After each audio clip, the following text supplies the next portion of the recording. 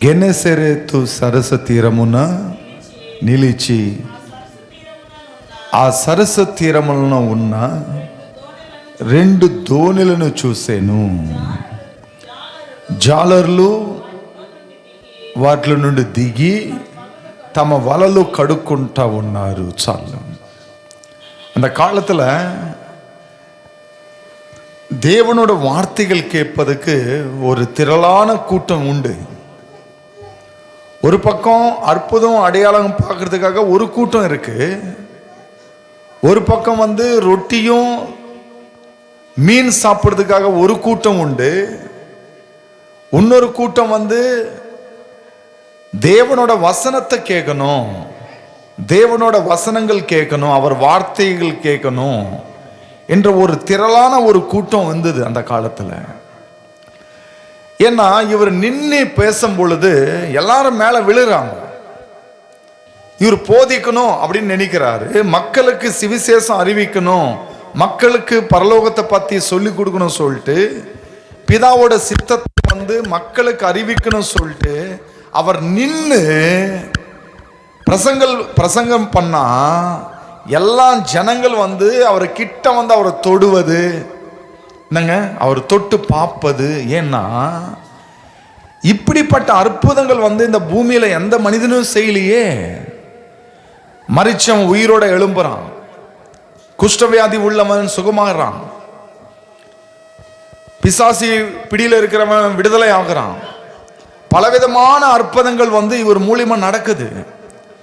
இவர் எப்படிப்பட்ட ஆளு, இவர் தொட்டு பார்க்கணும் சொல்லிட்டு ஒரு திரளான கூட்டம் அவரை தொடுறதுக்கும் இருக்கிறாங்க. ஒரு பக்கம் அவர் வசனங்கள் கேட்கறதுக்காகவே ஒரு கூட்டம் உண்டு. இனி கூட நிறைய இடத்துக்கு போறாங்க, நிறைய மக்கள் போறாங்க, பட்டிமன்றத்துக்கு போறாங்க. பட்டிமன்றத்துக்கு போயிட்டு அங்க உட்கார்ந்துக்கின்னு அந்த கருத்துள்ள அந்த காரியங்கள் எல்லாம் கேட்கறதுக்காக போறவங்க உண்டு.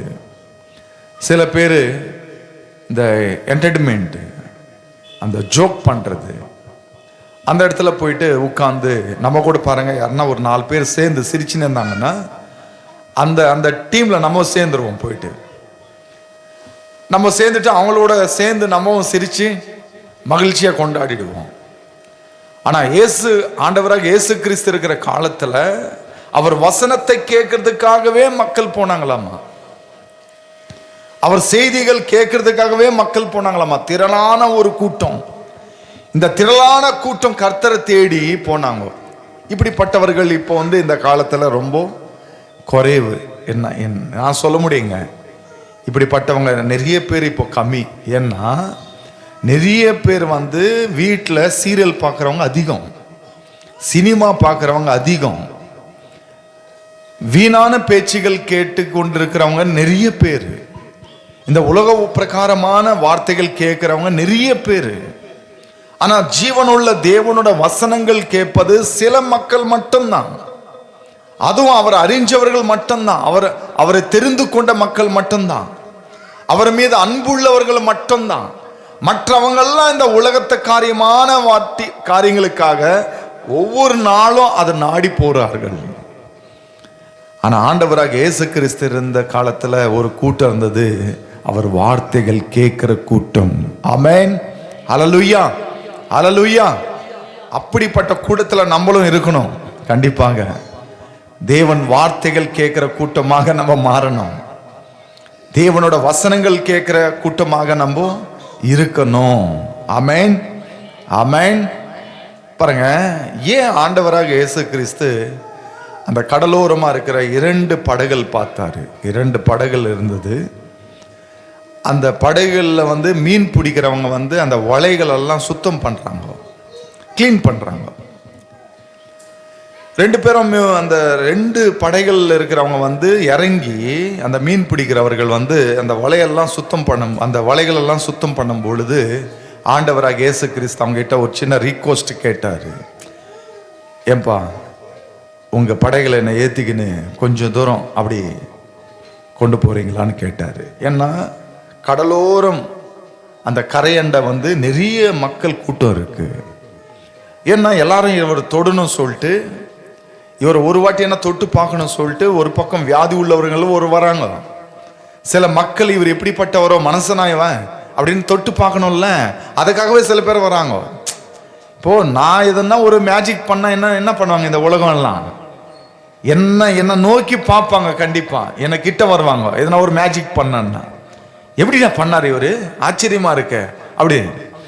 அப்போ ஆண்டவராக இயேசு கிறிஸ்து அவர் தொடர்றதுக்காக வந்ததுனால அவர் என்ன பண்ணாருன்னா, அவங்களெல்லாம் விளங்கி அந்த படகுல ஏத்துங்க என்ன சொல்லிட்டு அவரை அந்த படகுல ஏறி கொஞ்சம் துளவு போனாரு. ஓகே, இப்போ உங்களுக்கு ஒரு வார்த்தை சொல்றேன். ஆண்டவராக இயேசு கிறிஸ்து அந்த படகுகளுக்குள்ள வந்து நேரா போயிட்டு நின்று எல்லா மக்களுக்கு தேவனோட வார்த்தைகள் பகிர்ந்து சொன்னாரு, பகிர்ந்து கொடுத்தாரு. பரலோகத்தை சித்தத்தை படி பிதாவோட காரியங்கள் எல்லாம் அருமையா அவங்களுக்கு சொல்லி கொடுத்தாரு.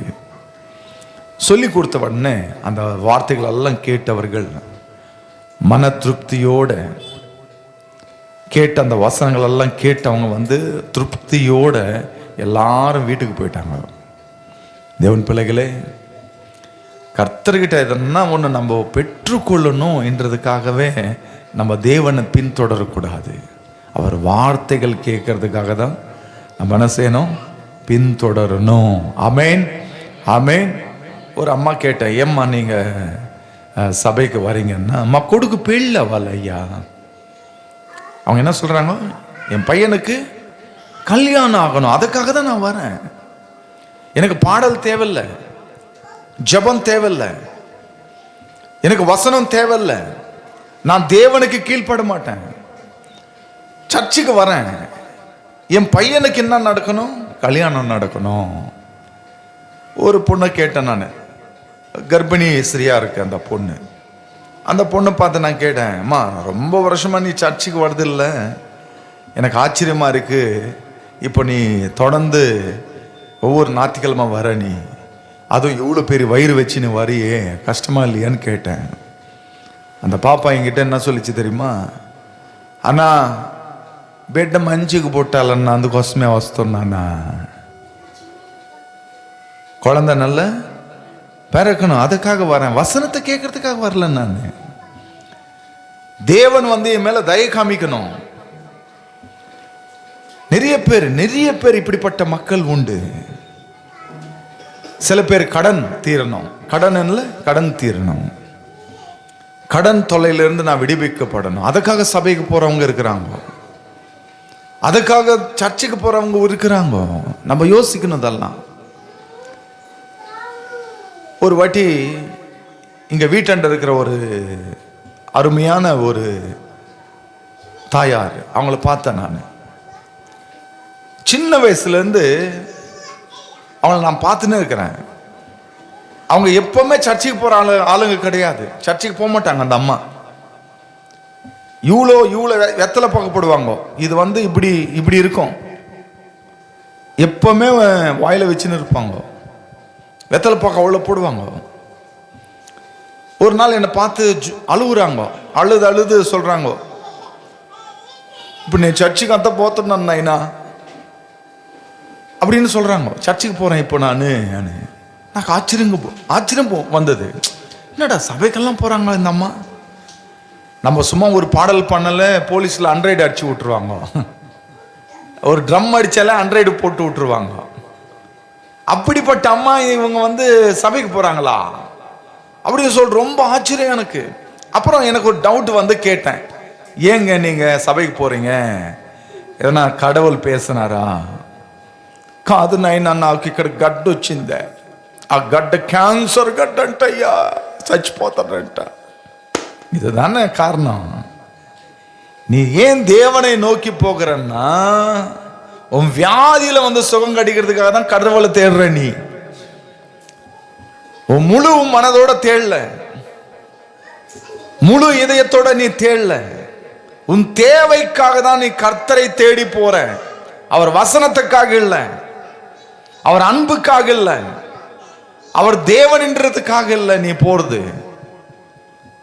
அப்போ அவங்க அப்படி போறாங்க. சரி, நான் பார்த்து அப்புறம் அவங்க சொன்னாங்க, ரொம்ப சந்தோஷப்பட்டேன். அப்புறம் ஒரு 2 மாதம் கழித்து அவங்க சொன்னாங்க, என் வீட்டு ஜெப கூட்டம் வச்சுக்கிறேன், ஸ்தோத்திர கூட்டம், கண்டிப்பாக வந்துருன்னாங்க. என்னம்மாண்ண? இல்லை நீ வந்துருன்னாங்க. அப்புறம் நான் வீட்டுக்கு போனேன், கூட்டத்தில் உட்கார்ந்தேன், எனக்கு ஒரு ஜெபம் கொடுத்தாங்க, ஜெபம் பண்ணேன். செய்தி கொடுங்க சொன்னாங்க. இல்லை நீங்கள் கொடுங்க அப்படின்னு சொல்லி நான் வீட்டுக்கு கொடுத்தேன். அழுது அழுது அழுது அழுது ஜெபம் பண்ணாங்க. என்னன்னு, நான் சர்ச்சைக்கு போகிறதுனால தான் கடவுள் வந்து எனக்கு சுகம் கொடுத்தாரு அப்படின்னு சொல்லிட்டு அழுது அழுது சாட்சியம் சொன்ன உடனே எல்லா மக்கள்லாம் ஒரு மாதிரி ஆயிட்டாங்க. வீட்டில் இருக்கிற பசங்க, பொண்ணுங்க, மருமகங்க எல்லாம் ஒரு மாதிரி ஆயிட்டாங்க. எல்லாம் ஒரு மாதிரி ஆயிட்டாங்க. நானும் ஒரு மாதிரி எழுதிட்டேன். பரவாயில்லடா, இவ்வளோ கடவுளை இவ்வளோ நேசிக்கிறாங்களா, இவ்வளோ பக்தியாக வளர்ந்துட்டாங்களா, விசுவாசத்தில் இவ்வளோ உயர்ந்த ஸ்தானத்தில் போயிட்டாங்களா அப்படின்னு சொல்லிட்டு நானும் ஆச்சரியப்பட்டேன். அப்புறம் ஒரு 3 மாதம் கழித்து மறுபடி பார்த்தேன். தம்பி டீ சாப்பிட்றியா அப்படின்னு கேட்டாங்க.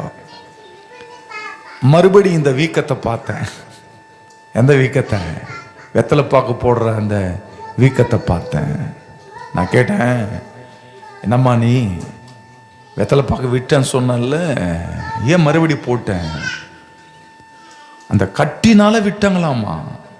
ఇప్పుడు చర్చికి పోయారంటే ఎక్కడందయ్యా సమయమా, పనే సరిపోతుంది, ఇంట్లో పని, బయట పనులన్నీ సరిపోతుంది, எங்க இருக்குப்பா நேரம்? வீட்டில் இருக்கிற வேலைங்க, வெளியில் இருக்கிற வேலைங்களை பார்க்கறதுக்கே முடியல என்னால். இதுக்கு முன்னாடி அழுது அழுது சொன்ன சாட்செல்லாம் என்ன ஆயிடுச்சு? அப்போ நான் நினைச்சேன், இந்த தாயார் வந்து சுகத்துக்காக தான் சர்ச்சுக்கு போயிருக்கிறாங்க. தேவன் வசனத்தை கேட்டு இதயத்தை மாற்றி கொண்டு மனம் மாறி ரட்சிக்கப்பட்டு தேவனுக்கு ஏற்ற பிள்ளையாக மாறுவதற்கு போல என்ற காரியம் அதில் அறிந்தேன். த லீசன். நம்ம வாழ்க்கையில எப்பவுமே தேவன் வசனத்தை கேட்கிற பிள்ளைகளாக நம்ம இருக்கணும். ஆமென், ஆமென். பாருங்க, நம்ம ஸ்கூலுக்கு போறோம், எதுக்கு போறோம்? பாடத்தை கேட்கறதுக்காக தானே போறோம். என்னங்க, நம்ம ஸ்கூலுக்கு எதுக்கு போறோம்? பாடத்தை கற்றுக்கொள்வதற்கும் பாடங்களை கேட்குவதற்கு தான் நம்ம ஸ்கூலுக்கு போறோம். அப்போ சபைக்கு எதுக்கு வரணும்? நம்ம வசனங்கள் கேட்கறதுக்காகவும் அதை கற்றுக்கொள்றதுக்காக தான் சபைக்கு வரணும். யார் அதை பண்றாங்க இந்த காலத்துல? ஏங்க, போன சண்டே என்ன செய்தி கொடுத்தாங்கன்னு கேளுங்க, சொல்ல மாட்டாங்க. சில பேர் என்ன செய்தி கேட்டீங்கன்னு சொல்லுங்க, சொல்ல மாட்டாங்க. போன ஞாயிற்றுக்கிழமை என்ன கறி உங்க வீட்டில் சமைச்சாங்கன்னு சொல்லுங்க, டப்புன்னு சொல்லிடுவாங்க. என்ன கறி சமைச்சிங்க நீங்க வீட்டில்னு சொல்லுங்க, டக்குன்னு சொல்லிடுவாங்க. ஏன்னா திங்கிறது அவ்வளோ ஞாபகம் இருக்கும், கேட்ட வசனங்கள் ஞாபகத்தில் இருக்காது. லீசன். தேவன் பிள்ளைகளை நல்லா கேளுங்க. நம்ம வாழ்க்கையில எப்பவுமே நம்ம வசனங்கள் கேட்கிற பிள்ளைகளாக நம்ம இருக்கணும். ஆண்டவராக இயேசு கிறிஸ்து அந்த கடலோர பகுதியில் அந்த படைகளை இருக்கும் பொழுது வசனத்தை கேட்கறதுக்காகவே ஒரு கூட்டம் வந்தது. அவங்களுக்கு தேவையான வார்த்தைகள் வந்து கடவுளுக்கு வந்து பிரசங்கம் பண்ணி அவங்களை அமிச்சிட்டாரு. ஓகே, அப்புறம் நீங்க அந்த கீழே மூணாவது வசனத்தை படிங்க. 3வது வசனம்.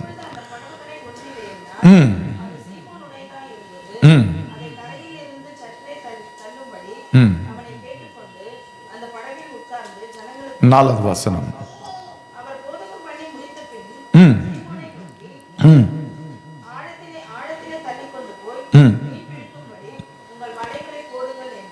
ஓகே, இங்க அந்த 2 படகு இருந்ததுல்ல, அதுல ஒரு படகுல வந்து ஏறி அவர் போனாரு.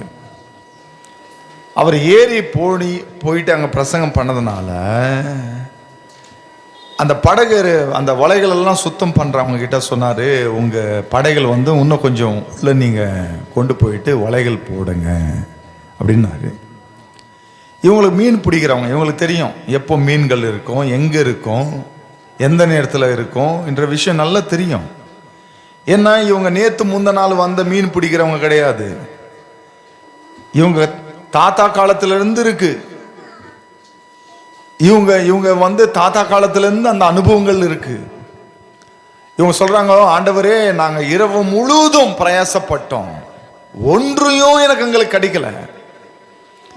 இரவு முழுதும் நாங்க பிரயாசப்பட்டோம், ஒன்றையும் எங்களுக்கு கிடைக்கல அப்படின்னு சொல்லிட்டு ஆண்டவராக இயேசு கிறிஸ்து கிட்ட இந்த வார்த்தைகள் சொன்னாங்க. சொன்ன உடனே அவர் என்ன சொன்னார்னா, என் வார்த்தை நீங்க கேட்டு வலைகள் போடுங்க. நான் சொன்னார் அவரு, என் வார்த்தை கேளுங்க. நீங்க இரவு முழுதும் பிரயாசப்பட்டது நல்லதுதான், இல்லைன்னு சொல்லல நான். ஆனா என் வார்த்தைகள் கேட்டு என் வார்த்தைப்படி நீங்க வலைகள் போடுங்க அப்படின்றாரு. எப்பவுமே நம்ம தெரிஞ்சுக்கணும், ஆண்டவராக இயேசு கிறிஸ்து நம்ம படைகளை ஏறிட்டார்னாலவே அந்த ஆசீர்வாதங்கள் நம்மளுக்கு வந்துடும். ஆண்டவராக இயேசு கிறிஸ்து நம்ம வாழ்க்கையில வந்துட்டார்னா, நம்ம இதயத்துக்குள்ள வந்துட்டார்னா, அவர் நம்ம வாழ்க்கையில இணைந்து இருக்கிறார்னா, நம்ம குடும்பத்துல ஆசீர்வாதங்கள் வந்துடும், அந்த ஐஸ்வர்யம் வந்துடும், அந்த கிருபை நம்மளுக்கு அடிக்கும், அந்த மகிழ்ச்சி கடவுள் நம்மளுக்கு கொடுப்பாரு, அந்த உன்னதமான காரியங்கள் கர்த்தர் நம்மளுக்கு செய்வாரு. எப்போ அந்த படைகளை ஏறினாரோ அப்பவே அந்த படைகளுக்கு ஆசீர்வாதம் வந்துடுச்சு. ஆண்டவராக இயேசு கிறிஸ்து எப்போ ஏறினாரோ நம்ம வெல்கம் பண்ணணும். நம்ம இப்போ பாருங்க, நான் சும்மா கேட்குறேன், நான் போயிட்டு எங்கன்னா கடல் ஓரமா நின்று, அண்ணா அண்ணா அண்ணா என்னை கொஞ்சம் தூரம் அப்படியே கொண்டு போவேன் அண்ணா, எவ்வளோ கொடுப்பேன் கேட்பாரு. எனக்கு கொடுக்க மாட்டாரா? எவ்வளோ எவ்வளோ கொடுப்பேன்? இப்போ நான் பாஸ்டர் மாதிரியே பைபிள் வச்சுன்னு போறேன்னு வச்சுக்கோங்க, பாஸ்டர் மாதிரியே போறேன்ப்பா, பைபிள் வச்சுன்னு போறேன், இல்லை ஃபாதர் மாதிரி போறேன், இந்த ஆர்சியில் போடுவாங்கல்ல அங்கி, அதை போட்டுக்குன்னு தான் போறேன். போன உடனே படைகளை ஏற்றிட்டு சும்மா ஏற்றின்னு போவானா? ஏற்று போக மாட்டான், கேட்பான், எவ்வளோ கொடுப்பேன், எவ்வளோ தூரம் போகணும், இங்க என்ன வேலை உங்களுக்கு அப்படின்னு கேள்விகள் இருக்கும். ஆனா ஆண்டவராக இயேசு கிறிஸ்து ஒரு கேள்வியும் கேட்காம அந்த படைகளை ஏற்றுக்கொண்டார்கள். ஒரு கேள்வியும் கேட்கல அவங்க. உங்க படைகளை என்ன ஏத்துக்கன்னா ஏத்துக்கிட்டாங்க, அவ்வளவுதான், முடிஞ்சது. எப்போ நம்ம கடவுளை வெல்கம் பண்றோமோ, நம்ம வாழ்க்கையில எப்போ ஆண்டவராக இயேசு கிறிஸ்து நம்ம வெல்கம் பண்றோமோ அப்பவே நம்மளுக்கு ஆசீர்வாதங்கள் வந்தது. ஆமென். உங்களுக்கு எல்லாம் தெரியும், ஒரு விஷயத்தை நான் உங்களுக்கு பதவி பண்றேன். வேதத்துல ஓபேத்யா வீடு எத்தனை பேருக்கு தெரியும்? ஓபேத்யா தெலுங்குல எந்திர, தமிழ்ல இருந்து ஒபேத்யா. வேதத்துல ஒபேத்யா தெரியும்ல, ராஜாவே பயந்துட்டாரு அந்த உடன்படிக்கை பெட்டி வீட்டுக்கு கொண்டு போறதுக்கும் அவர் நாட்டுக்கு கொண்டு போறதுக்கும். அங்க இருக்கிற லேவியர்கள், ஆசாரியர்கள், அதை பிரயாணம் பண்ணுகிற எல்லா மக்களும் நடுங்கிட்டாங்க. ஏன்னா அதை பிடிச்சவன் இறந்துட்டான். அப்படிப்பட்ட நடங்கும் போது அந்த பெட்டியை எங்க வைக்கணும் அப்படின்னும் போது ஓபேத்யா வீடு இருந்துதாங்க. அந்த வீடு இருக்கும் பொழுது ஓபேத்யாக்கு இந்த விஷயம் தெரியாம இருக்குமா? உங்களை தான் கேட்கிறேன் நானு. அந்த உடன்படிக்கை பெட்டி ஒருத்தன் பிடிச்சு அவன் சத்துட்டான், அவன் மரிச்சான். அது அவருக்கு தெரியாம இருந்திருக்குமா? தெரிஞ்சிருக்கும் கண்டிப்பா. ஐயோ இது எத்தனை இங்க வீட்டுல வச்சு எப்படிங்க அப்படின்னு அவரும் தடை பண்ணிருக்கலாம்ல. நாங்க எதனா தொட்டுட்டு, இங்க பசங்க யாருன்னா தொட்டிட்டு, இங்க மனைவி யாருன்னா தொட்டிட்டாங்கன்னா, அவங்க இறந்துட்டாங்கன்னா என்ன பண்றதுங்க, எங்க வாழ்க்கை முடிஞ்சிடும் அப்படின்னு சொல்லி அவர் சொல்லலாம்ல. சொல்லல. அந்த உடன்படிக்கை பெட்டியை தன் வீட்டுக்குள்ள வெல்கம் பண்ணார் அவரு. அந்த உடன்படிக்கை பெட்டி தன் வீட்டுக்குள்ள வருவதற்கு அவர் தாராளமாக ஏற்றுக்கொண்டார், தாராளமாக ஏற்றுக்கொண்டார். உங்களை பதவி பண்றேன் நான். அந்த படைகளை அவங்க ஏற்றுக்கொண்டாருங்களே, ஜீசஸ் ஏற்றுக்கொண்டார்கள். ஏறுங்க போதகரை ஏறுங்க அப்படின்னு சொல்லி ஏத்திட்டாங்க. இந்த ஓபேத்யா கூட அந்த உடன்படிக்கை பெட்டி தன் வீட்டுக்குள்ள வருவதற்கு அனுமதி கொடுத்து அது ஏற்றுக்கொண்டார். உடனே என்ன நடந்தது? 3 மாதங்கள் அந்த உடன்படிக்கை பெட்டி ஓபேத்யா வீட்டில் இருந்தது. ஓபேத்யாக்கு இருக்கிற எல்லா விஷயங்கள் ஆசீர்வதிக்கப்பட்டது. கரங்கள் தட்டுங்க. ஆமென், ஆமென். எல்லா விஷயங்கள் தன் நிலம், பிசினஸ், தன் பணம், வேலையாட்கள், தன் குடும்பம் எல்லாமே 3 மாதத்துல ரொம்ப மகிழ்ச்சியா அற்புதமான ஆசீர்வாதம். ஒரு பெரிய செல்வந்தன் ஆயிட்டான் 3 மாசத்துக்குள்ள. நிலம் என்ன பாருங்க, கொஞ்சம் என்ன பாருங்க. நீங்க வேதம் படிச்சு என்ன கத்துக்கிறீங்களோ எனக்கு தெரியாது. நான் சொல்றது மட்டும் கரெக்டா கவனமா கேட்கணும். நாட்டை ஆளுகிற ராஜாக்கே பொறாப்பணம் வந்துடுச்சு. அதை பார்த்துட்டு நாட்டை ஆள்றவரு, கோடிக்கணக்கா பணம் இருக்கு, அவரால் தாங்க முடியல. அவ்வளவு ஆசீர்வாதம் ஓபேது கிட்ட காணப்பட்டது அவருக்கு. ஏய் எடுடா, அங்கிருந்து எடுடா, அந்த வீட்டுல இருந்து எடு ஃபர்ஸ்ட், அந்த உடன்படிக்கை எடுங்க. ஏன்னா ராஜாவால முடியல, இவ்வளவு செல்வந்தன் ஆயிட்டான 3 மாதத்துக்குள்ள. அவ்வளோ ஆசீர்வாதங்கள் கிடைச்சது அவருக்கு. The reason. தேவன் பிள்ளைகளை, எப்பவுமே தேவனை நம்ம வாழ்க்கையில் நம்ம வெல்கம் பண்ணாலே, அவர் நம்ம வாழ்க்கையில் வந்துட்டாலே அந்த ஆசீர்வாதங்கள் நம்மளுக்கு கண்டிப்பாக கிடைக்கும். அல்லேலூயா, அல்லேலூயா. அது எப்படின்னு, அதனால்தான் நீங்க பாடுவீங்கல்ல, அன்பு கூறுவேன் இன்னும் அதிகமாய் ஆராதிப்பேன், முழு மனதோடு ஆராதிப்பேன், முழு பலத்தோடு அன்பு கூறுவேன், ஆராதனை ஆராதனை. இந்த முழு மனதோடன்னா என்ன அர்த்தம்னா, என் இதயத்தில் இந்த உலக பிரகாரமா யாருமே இருக்கக்கூடாது. ஒரு சினி ஆக்டரோ, என் மனைவியோ, என் கணவனாரோ, நான் நேசிக்கிற தங்கம், பணம், பொருளோ எதுவுமே என் இதயத்துக்குள்ள இருக்கக்கூடாது. விலையேற பெற்றது எது இருந்தாலும் அது என் மனசு இதயத்துக்குள்ள இருக்கக்கூடாது. என் இதயம்னா, என் முழு இதயம்னா, இதயத்தில் எதுவுமே இல்லாம கடவுளுக்காகவே கொடுக்கணும். அதுதான் முழு இதயம். முழு பலன்னா என்னது? முழு பலன். முழு பலன்னா கர்த்தருக்காக இந்த உடல் உழைப்பது, கர்த்தர் பணிகளுக்காக அவர் சேவை செய்வது. லேவியர்கள் பாருங்க, தேவனோட வேலைகள் அவங்க செய்வார்கள். அப்போ வேதத்தில் எழுதினபடி நம்ம முழு பலத்தோட நம்ம கடவுளோட வேலைகள் நம்ம செய்யணும். சில பேர் என்ன செய்வாங்கன்னா, அவங்க சொந்த வேலைகள் நிறைய காரியங்களுக்காக லீவ் போடுவார்கள், நிறைய விஷயங்களுக்காக, அவங்க சொந்த காரியங்களுக்காக நிறைய உழைப்பார்கள். ஆனால் தேவன் காரியங்கள் எல்லாம் உழைக்க மாட்டாங்க. அதுல சில பேர் மட்டும்தான், தேவனை நேசிக்கிறவங்களுக்கு மட்டும்தான் அந்த அனுபவம் இருக்கும், மற்றவங்களுக்கு இருக்காது. என்னங்க, மற்றவங்களுக்கு இருக்காது. தேவனுக்காக பணி செய்கிறவர்கள் சிலர் மட்டும்தான், எல்லாரும் நம்ம குறிப்பிட்டு சொல்ல முடியாது. அப்போ முழு பலத்தோடன்னா, முழு பலம், என் பலன் முழுதும் கர்த்தருக்காக நான் என்ன செய்யணும்? பயன்படுத்தணும். கர்த்தருக்காக நான் பயன்படுத்தணும். இல்லை, நான் கொஞ்சம் அங்கே, கொஞ்சம் இங்கே, கொஞ்சம் அங்கே. என்னங்க, ஒரு அம்மா இதயம் முழுதும் சீரியல் இருந்துச்சுன்னா, அந்த அம்மா முழு இதயத்தோட எப்படி கடவுளை நேசிக்க முடியும்? கஷ்டம் இல்லை.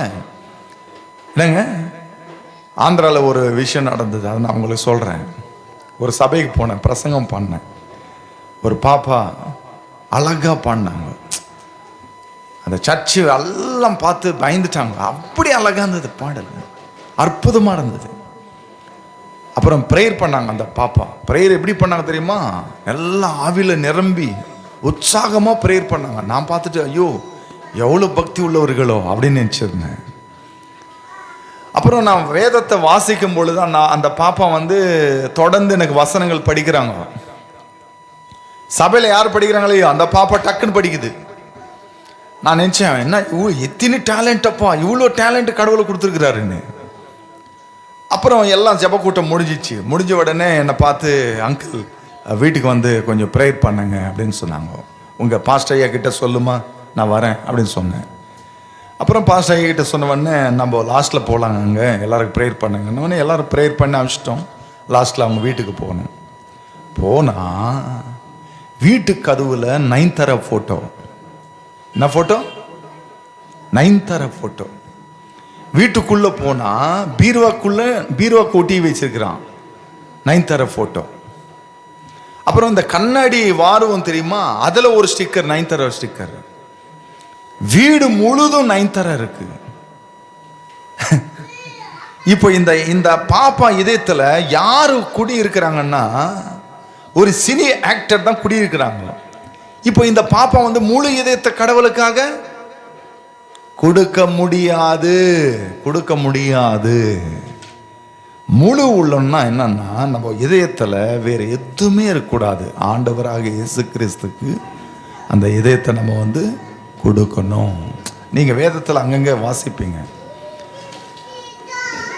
நம்ம இதயம் காலியா இருந்துச்சுன்னா அந்த பேய் போயிட்டு என்ன செய்வோமா, 7 கொண்டு வந்து உள்ள உட்கார வைக்குமா. அதுக்குள்ள நம்ம என்ன செய்யணும்னா ஜீசஸை உள்ள உட்கார வச்சிடணும். ஒன்று கெட்டது போச்சுன்னா சும்மா இருக்காது, அது போயிட்டு 7 கொண்டு வந்து உட்கார வச்சிடும் உள்ள. அதுக்குள்ள நம்ம தேவனை நம்ம நேசிக்கிற பிள்ளைகளாக நம்ம காணப்படணும். பாருங்க, அந்த 2 படைகளை எப்போ ஆண்டவராக இயேசு கிறிஸ்து ஏறினாரோ அப்போவே அந்த படைகளுக்கு, அந்த மக்களுக்கு அந்த ஆசீர்வாதம் கிடைத்தது.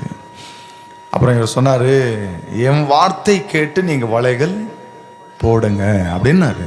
என் வார்த்தை கேளுங்க. நம்ம கூட பாருங்க, நம்ம பக்கத்து வீட்டுக்காரங்க என்ன சொல்கிறாங்களோ அதை கேட்டுருவோம். எதிர்ட்டு வீட்டில் என்ன சொல்கிறாங்களோ கேட்டுருவாங்க. என்னங்க, ஒரு பாப்பா ஏதோ ஸ்கூலில் போயிட்டு சாரி கட்டிக்கின்னு இந்த பரதநாட்டியம் ஆடினாங்களாம்மா. ஆடின உடனே கிறிஸ்டியன் அவங்க, இந்த பரதநாட்டியம் ஆடின உடனே கிறிஸ்டியன் எதிர்ட்டு வீட்டு அம்மா என்ன இன்னைக்கு உங்கள் பொண்ணு அழகாக ட்ரெஸ் பண்ணி என்னன்னா ஸ்கூலில் போகிறாங்க. ஓகே வீட்டுக்கு வந்த உடனே பாப்பா சோர்ந்து விழுந்துச்சு. வீட்டில் ஒன்றும் இல்லை, பாப்பாவுக்கு டிஸ்டி பட்டுருச்சு. அதனால் நீங்கள் என்ன பண்ணுறீங்கன்னா கொஞ்சம் மிளகாவும் உப்பும் எடுத்துக்கின்னு தலை சுற்றி நெருப்பில் போயிடும். அந்த அம்மா சொல்கிறதெல்லாம் கண்டிப்பாக கேட்டுருவோம். நம்ம பக்கத்து வீட்டில் இருக்கிறவங்க, எதிர்த்து வீட்டில் இருக்கிறவங்க, நம்மளுக்கு நிறைய பேர் சொல்கிறவங்க இருப்பாங்க, இது செய்யுங்க அது செய்யுங்க, இதெல்லாம் கேட்டுருவோம். ஆனால் வசனம் மட்டும் கேட்க மாட்டோம், ஆண்டவர் சொல்கிறது கேட்க மாட்டோம். நிறைய மக்கள் அப்படி தான் இருக்கிறாங்க இந்த காலத்தில். நீங்கள் பாருங்கள், உலகத்தில் அப்படி தான் இருக்கிறாங்க. இந்த உலகத்தில் என்னென்ன சொல்கிறாங்களோ அதெல்லாம் கேட்டுருவோம். ஆனால் தேவன் வார்த்தைக்கு மட்டும் நம்ம கேட்க மாட்டோம். அதனால தான் கடவுள் சொன்னார், என் வார்த்தை கேட்டு நீங்கள் வலைகள் போடுங்க. தேவன் பிள்ளைகளே, அவர் வார்த்தை கேட்டதுனால அந்த வலைகள் போட்டாங்க. பாருங்க, திரளான மீன்கள், 2 படகை ரொம்பிடுச்சு, வலைகள் கிளிதாமா, அவ்வளோ மீன்கள் பிடிச்சாங்க. ஏன்னா தேவன் வார்த்தை கேட்கும் பொழுது அந்த ஆசீர்வாதங்கள் நம்மளுக்கு கிடைச்சிடும். ஆமென் ஆமென். நம்ம சொந்தக்காரங்க பேச்சு கேட்டோம்னா நம்ம வாழ்க்கை போயிடும். என்னங்க, நம்ம கூட இருக்கிறவங்க சிநேகிதர்களோட வார்த்தைகள் கேட்டோம்னா நம்ம வாழ்க்கை போயிடும். ஆனால் தேவன் வார்த்தைகள் நம்ம கேட்டோம்னா அது ஜீவ நதி, ஜீவனுள்ள வார்த்தைகள். அவை அந்த வார்த்தைகள்ல அற்புதங்கள் இருக்கு, அந்த வார்த்தைகள்ல ஆசீர்வாதங்கள் இருக்கு. அந்த அந்த அந்த சீமோன் என்ன பண்ணாருன்னா அந்த வார்த்தை கேட்டதுனால 2 படகை முழுதும் மீன்கள் நிரம்பி, இன்னும் கொஞ்சம் சொல்லணும்னா அந்த படைகள் மீன்கள் நிரம்புதுன்னு இல்லாம பக்கத்தில் இருக்கிறவங்களெல்லாம் கூப்பிட்டாங்க, வாங்கடா வாங்கடா வாங்கடா.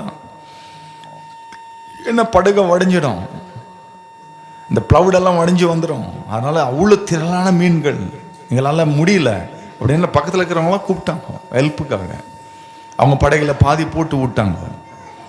இப்போ தேவன் நம்ம வாழ்க்கையில் இருந்திருந்தாருன்னா, அவர் நம்ம படைகளை ஏறினார்னா நம்மளுக்கு எப்பவுமே அந்த ஆசீர்வாதங்கள் இருக்கும். ஆமென் ஆமென். நம்ம வீட்டில் யார் இருக்கணும்னா ஆண்டவராக இயேசு கிறிஸ்து இருக்கணும்.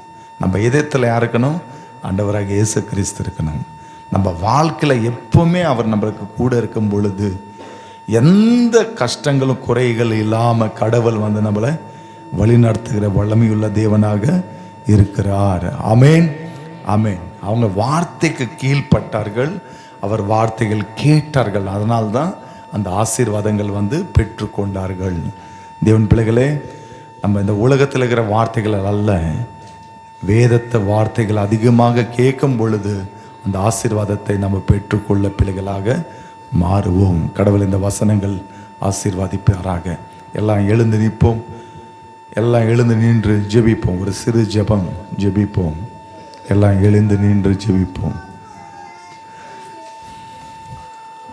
ప్రిన్స్ అక్కడ చూడు, సౌండ్ రావట్లే.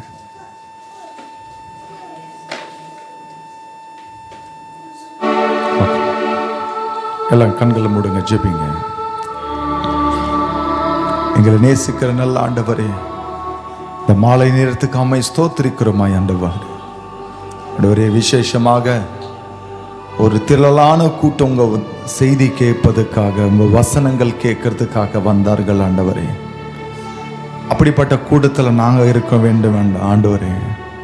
எப்பொழுதும் உங்க வாசனங்களை நான் கேட்கிற பிள்ளைகளாக, ஜீவனுள்ள வார்த்தைகள் நாங்கள் கேட்கிற பிள்ளைகளாக எங்களை மாற்றுவீராக ஆண்டவரே. அந்த படைகளை நீர் ஏறினீர், அந்த படைகள் ஆண்டவரே நீர் வாசம் செய்தீர்.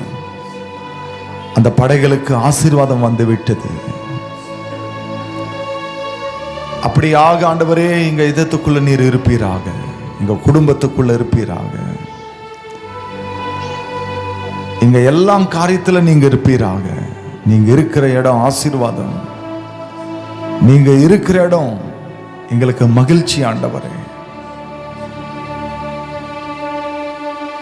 அப்படிப்பட்ட மனதை எங்களுக்கு தருவீராக. ஓபேத்யா ஆண்டவரே தன் வீட்டுக்குள்ள அந்த உடன்படிக்கை பெட்டியை வெல்கம் பண்ணாரு. அப்படியாக எங்க இதயத்துக்குள்ள எப்பொழுதும் உங்களை நாங்கள் வெல்கம் பண்றோம். நீர் எப்பொழுதும் எங்களுக்குள்ள வாசம் செய்வீராக, அந்த கிருபைகளோட நிரப்புவீராக. இங்க இதயத்துக்குள்ள ஆண்டவரே வேற யாரும் இருக்கக்கூடாது ஆண்டவரே. நீங்க தவிர, உங்க வசனம் தவிர வேற எதுவும் இருக்கக்கூடாது ஆண்டவரே. உங்க வார்த்தைகள் கேட்டு வலைகள் போடும் பொழுது திரளான மீன்கள் கிடைத்தது. இந்த உலகத்துல எல்லாரும் சொல்றதை நாங்க கேட்கிறோம் ஆண்டவரே, ஆனா உங்க வேத வசனத்தை கேட்க மாட்டேன்றோம். உங்க வார்த்தைகளுக்கு நாங்க கீழ்ப்பட மாட்டேன்றோம். உங்க வார்த்தைகள் நாங்க நேசிக்க மாட்டேன்றோம் ஆண்டவரே. தயவுசெய்து அந்த கிருபை எனக்கு தருவீராக. உங்க வார்த்தைகள் கேட்கிற பிள்ளைகளாக எங்களை மாற்றுவீராக. என் வசனம் உன் பாதத்துக்கு தீபமாக இருக்கின்றது வேத வசனம் சொல்லுது. என் வசனம் உனக்கு ஜீவனோட இருக்கும்ன்றது வேத வசனம் சொல்லுது. உங்க வார்த்தையினால எலும்புங்களுக்கு ஜீவனை உருவாக்குனீர் ஆண்டவரே. இந்த உலகத்தை நீர் படைச்சீர், இல்லாதவைகளை இருக்கிற போல நீர் அழைத்தீர். உங்க வார்த்தையினால் இந்த கிருபையினால் எங்களை நிரப்புவீராக. இயேசுவின் நாமத்தில் ஜெபிக்கிற நல்ல பிதாவே, ஆமென். ஒரு பாடலை பாடும் பொழுது காணிக்கை ஏறெடுப்போம். ஒரு சிறு பாடலை பாடுவோம். ఒక్క చందం పడుతుందమ్మా.